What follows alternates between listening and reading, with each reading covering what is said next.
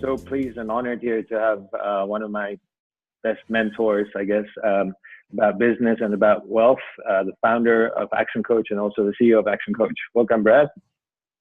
Hey, buddy. Good to be here, Marvin. It's excellent to be joining you on this bright, sunny Las Vegas day. Yeah, it's bright and early in the morning here, so sun's coming up soon in Jakarta. Excellent. Cool. So what I'd like to do today, if possible, is pick your brain a little bit about wealth building. You've changed a lot of the way I think about wealth. And I'd like to share with some of our Indonesian followers here your perspective on wealth. Is that all right? Absolutely. You know, wealth is an interesting question. Very rarely people really study the subject of money and wealth, and so therefore very rarely does it ever become a reality for them. So this is great. Let's share some teaching time. Excellent. Now, most people that I meet here, they sort of associate their wealth with how much money they take home from their business or how much salary that they make. Can you share some of your distinction between wealth and income? Yeah, so there's income rich and there's asset rich. I mean, being income rich doesn't make you wealthy. It makes you income rich. You have a high level of income. I forget who it was that said it's not how much money you make, it's what you do with the money you make that makes you wealthy. You know, I've over the years, I've sort of seen I nickname them the Friday night rich guy. That's the guy who makes a lot of money, but by Friday night he's spent it all and he has to, it's all gone. And Indonesia's gone through such a boom of wealth creation across the country that you've seen so many people with new money. And the challenge for a lot of people with new money is they don't understand what to do with it. The job of money is to make more money. The job of money isn't to buy you toys. The goal is to, you make the money, you invest the money, and then you buy toys. You don't buy toys with your income. You buy toys with your return on investment.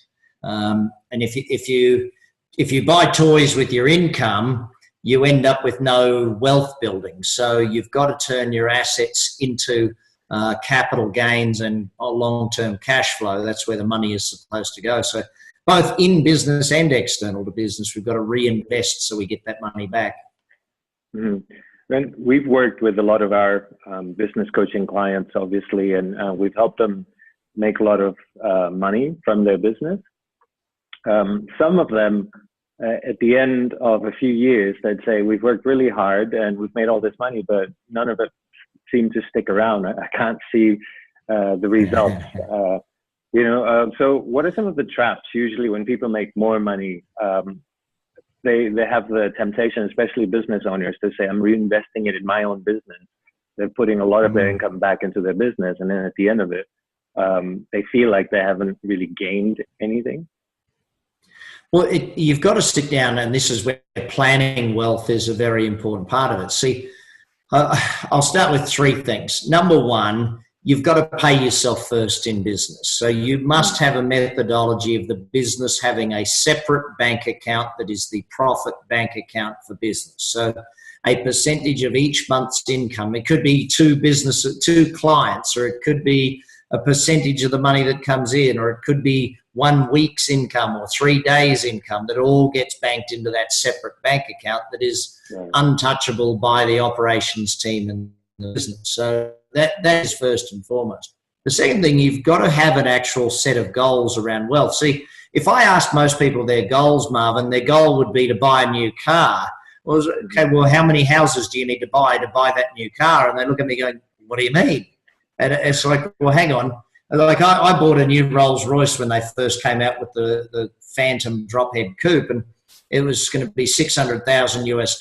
So instead of taking my $600,000 and giving it to the dealership, I took my $600,000, bought a business that then paid for the car. Now I own a car and the business, and the business has grown in value massively. The car obviously depreciates in value, but I buy an asset that pays for the toy. So I think the third thing is there's a mentality that, and Marvin, you see this with your clients, and I've seen it over many, many years.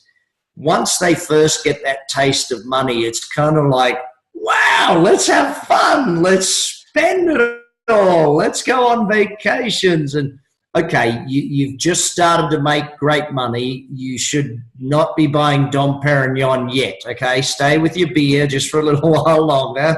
And when your assets are buying you Dom Perignon, fantastic. But until it's your assets paying for it, you know, a lot of business owners, in fact, I hate to say it, Marvin, business owners are some of the worst outside investors because of what you mentioned. They think, oh, look, I'm reinvesting my money back into the business. Right. The job of a business is to provide enough profit to handle the growth and allow you to take enough money out to invest in other things. Mm-hmm. But I'll finish this point off this way. If you don't have external wealth goals to your business, yes, you will continuously leave the money in the business. You need to set a wealth plan, a goal of it. And I always say, Marvin, everybody should open up a company that is named, you know, Marvin Suwarso Investments Company. Does that make sense? It's like everyone should have a company that is their family investments. For me, it's Sugar's Enterprises. Sugar's Enterprises is our wealth company. It has a business plan. The business plan for Sugar's Enterprises is all about building wealth. It's not about the cash flow. It's not about those things. It's about building wealth for our family. And whereas companies like ActionCOACH and my other trading companies, their job is to provide cash flow to give Sugar's Enterprises the money to buy all of the assets and build the wealth. Mm-hmm. That's a really interesting point that you made there, and then especially with regards to planning. Now, I know a lot of people work with financial planners to build their wealth. In your experience working with wealth educators or wealth managers, what would you say are some of the biggest misconceptions about financial planning that are being taught into the community right now? Let me start by saying there's some brilliant financial planners out there and there's some really bad ones out there. The really bad ones are basically just salespeople selling you something they get a commission on. That's some of the worst financial planning that there possibly could be. When you're working at planning your finances, I guess I'll say two things about it. Number one, don't just hand it over to someone else to do it for you. You have to learn enough about it to be able to manage it. See, and Marvin, you know this very well. I've taught people over the years to say, listen, my best suggestion is that in a husband and wife scenario, one makes the money, one manages the money. For me, it was me and my father. I was the maker of money and my dad was the manager of money. There's two financial roles within a family. One is to make and one is to manage. And it's good because the one who's managing it will put pressure on the one to make more so that they can buy more investments. And the one who's making them all will put a bit of pressure on the other one to, get a better return. So I think that's where we find great results out there in the way it is. Now, working with a financial planner, if you don't have any decent goals for your finances, it doesn't matter what are they going to do if you don't have the goals set down, all of the things. See, it's a misconception that retirement is an age thing. Retirement is a financial position. It's not about how old you are that you retire. It's about how much money you've got. And unfortunately, most people, money should take 10 years to learn. It shouldn't take 20 years or 50 years to learn money. It should take 10 years to learn and master money. If at the end of 10 years, you've done a good job of learning money, money will work for you rather than you work for money. And so whether you do that through your own investments or a financial planner, me personally, I've learned it. I invest in businesses. My wife manages our real estate investments, and my dad, up until just recently, has managed all of our stock market. Now that's moving over to myself and my kids, actually. Okay. So it's interesting that I think what I got from you is that each person in your family is specializing on a particular type of investment. So you sort of the area where you're good at.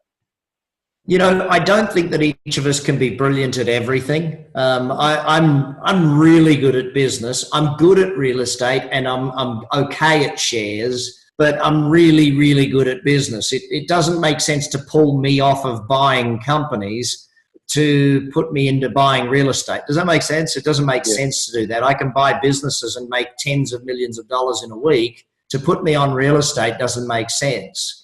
My wife is getting extraordinarily good at real estate. My kids are getting extraordinarily good at shares. So, I think that you've got to, and even within that, I would say, Marvin, pick your niche within it. Don't just do real estate.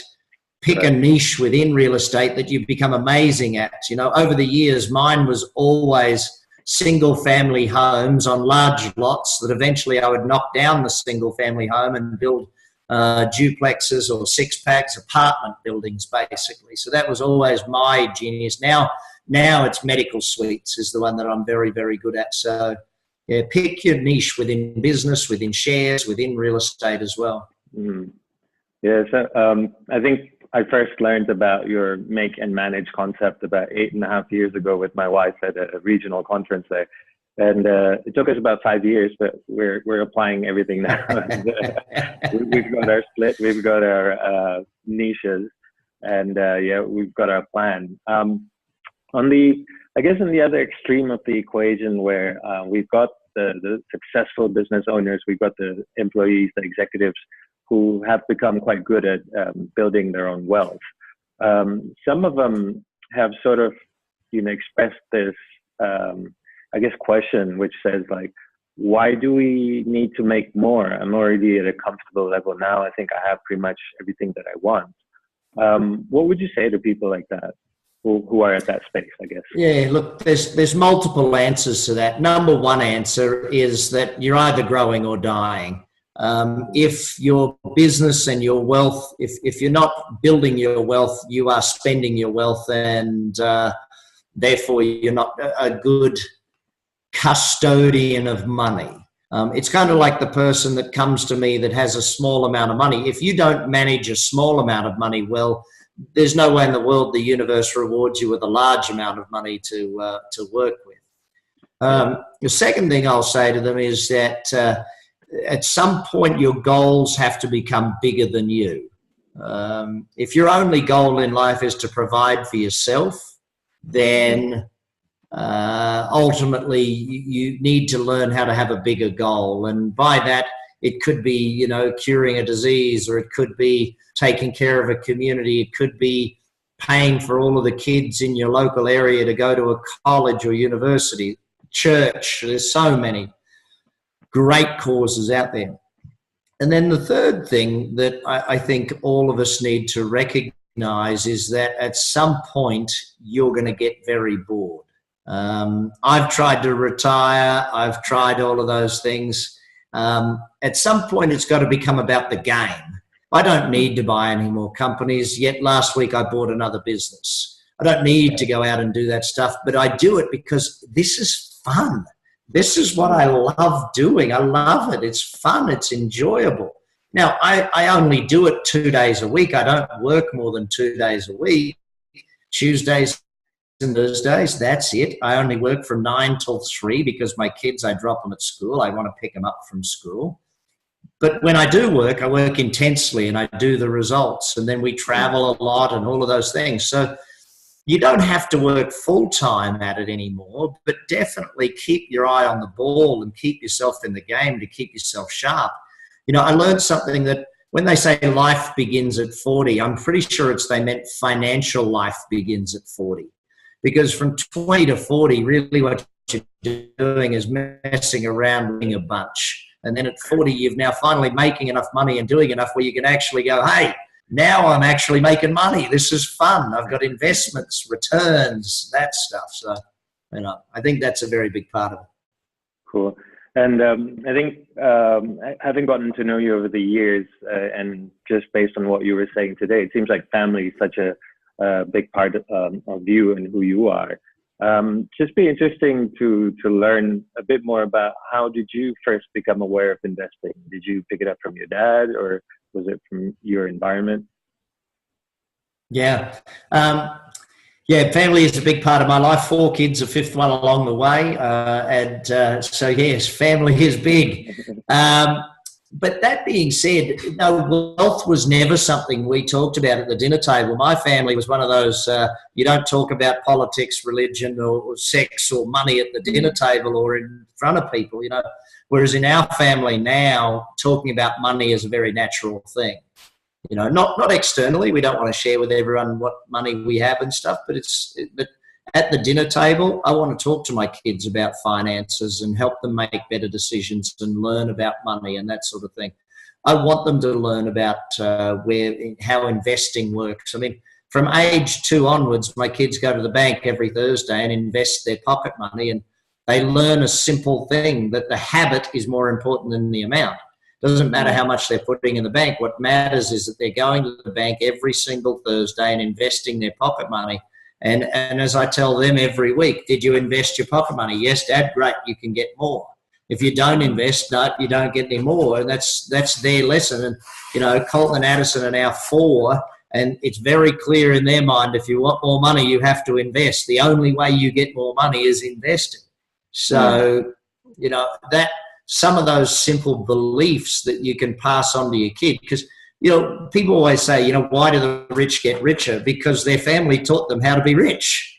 It's not that they had some magic pill or that, it's unfair in any way. It's that they learned money because someone in their family understood money and could teach it to them. Right.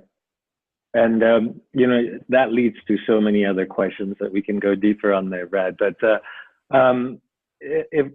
what would you say are some of the key disciplines or habits that you would like your kids to have when they grow up with regards to wealth building? Oh, dang. Number 1, spend less than you make. I mean, that's not a hard one to think, but oh my goodness, in this day and age with credit cards and things, people's ability to spend less than they make or to always be investing a percentage of what they make is tough. And that's where I always say have an automatic investment program where if your salary goes into your bank account, have 20% of your salary taken out and put into a separate account immediately, like that you never even see it. If you never see it, you're not going to spend it and you're not going to miss it. Those sorts of things. But I think that most of all, I would like them to understand that, the job of money is to make more money. The job of money isn't to buy me stupid things.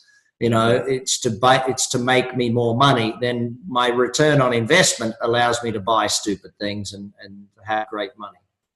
Right. Okay. It's really powerful stuff there.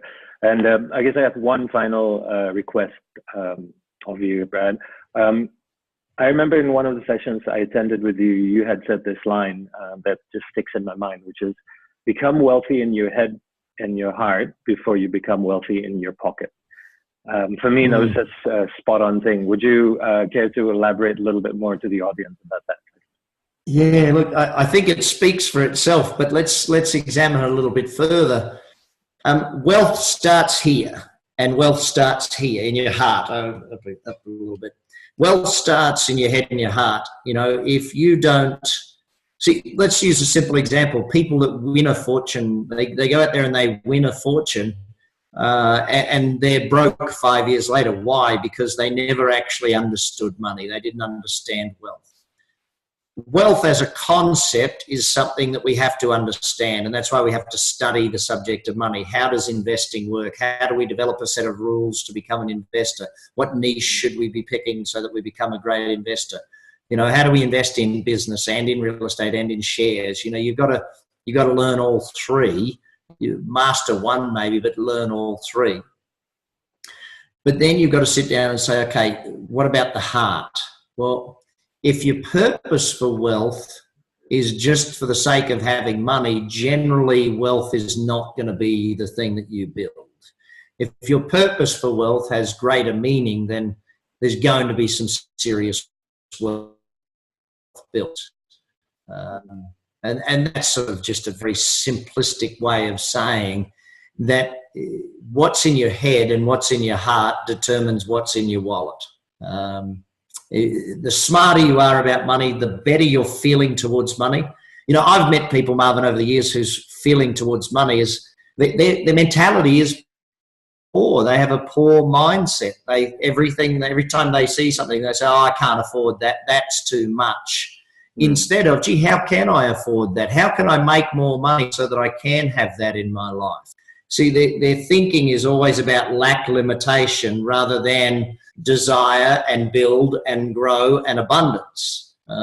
So you've really got to change that heart, what you think and what you feel about money, so that you do that. I mean, I still remember as a kid, I was a good kid, went to Sunday school, got taught money is the root of all evil and all of these awful things about money. And luckily enough, about age 17, I found a cassette tape by a guy by the name of Reverend Ike, Dr. Frederick Ike Kerencotter, who taught me to love money and be okay with money, and that money is good for me because, you know, as he said, it's easier to be it's easier to be spiritual in the back of a Rolls-Royce limousine than it is on a bicycle. And you know, he made jokes of it, but he was very serious about the fact that if you have a disdain, or if you have a feel that money is a bad thing, like even people say the words filthy rich, Marvin. I mean, right. That's just it's a simple little, you know, your heart has got to change its feeling towards money if you want money to be something that loves hanging out with you. The Reverend used to say it very clearly. He said, money is like a lady. You know, if you treat her well, she'll stay around. If you don't, she'll leave you as fast as she can. And if you treat money well, even when you've got a small amount, if you show money respect, when you have a small amount of money, you do need to tithe, you do need to give. When you have a small amount of money, you do need to invest and to save, even when you have a small amount of money, because only when you build those habits with a small amount will the universe reward you with larger amounts to take care of. Show respect for money and money will keep coming to you in droves. Mm-hmm. It's really so much about the disciplines and the routines around money and wealth, isn't it? Yeah, the habit is way more important than the amount, buddy. The habit of investing, way more important than the amount. Okay, cool. Brad, I think, you know, that's a lot to digest and a lot for people to think about. Thank you so much for sharing your wisdom with everyone. And most happy to, buddy. My book, Billionaire in Training, and my other book, The Wealth Coach. Wealth Coach is out in about 1 month, so once people are watching this, it'll probably be released. So buy them, read them, study them. And those of you in business for yourself, please talk to Marvin. I was reading some of his testimonials before jumping on the phone today, and literally his clients love him. He gets results with them. Talk to him, talk to his team, go see them, send them an email. Make sure you do. Oh, by the way, Marvin, some of your clients don't really love you. They think you're a very, very tough coach. Well done. Well done. Be tough on those clients. Get them the results. Thank you, Brad. All right. Look forward to catching up with you in Australia soon. Thank you so much for your time. Take care, buddy. Travel safe.